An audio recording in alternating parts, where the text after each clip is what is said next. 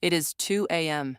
You are flat on your back, exhausted past the point of thought, and your brain has chosen this exact moment to file a report, a half-drafted email, a phone call you never returned, a shelf you meant to fix 3 years ago. The easy verdict is that you're bad at managing your time, that this midnight roll call is proof of some personal failure. But that verdict collapses the instant you notice the obvious contradiction. You are not a person who gets nothing done. You get a staggering amount done. So why does a productive mind treat the night like an interrogation room? Something is running this loop, and it is not laziness. Start with a smaller mystery.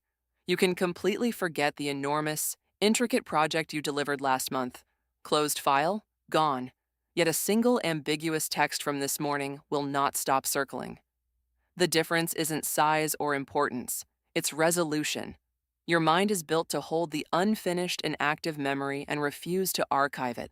Attention first measured by psychologist Bluma Zygarnik in 1927, when she found that waiters could recall unpaid orders in vivid detail and forgot them the moment the bill was settled.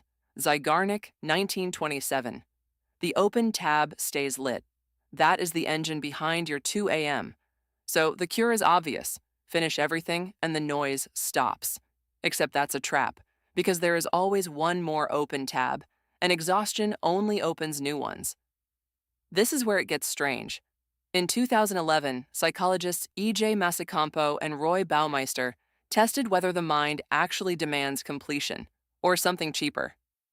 They interrupted people mid-task, then had some of them write down exactly when and where they'd finish later.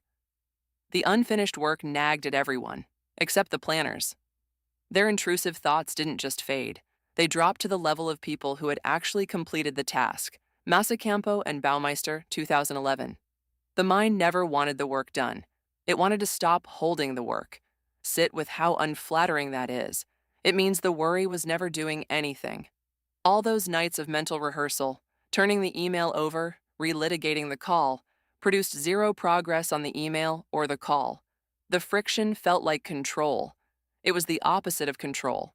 It was your mind refusing to let go because letting go felt like dropping the ball, and admitting that costs something.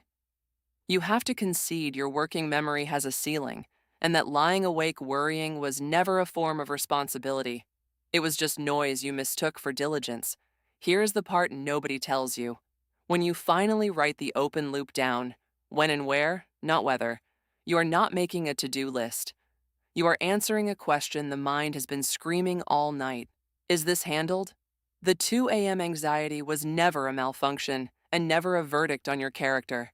It was a sentinel standing guard over everything you refused to drop, and a sentinel cannot stand down on faith. It stands down on proof. So give it proof.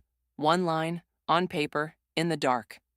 Not because the work is done, because the guard can finally see that someone is on watch. Then, and only then, it lets you sleep.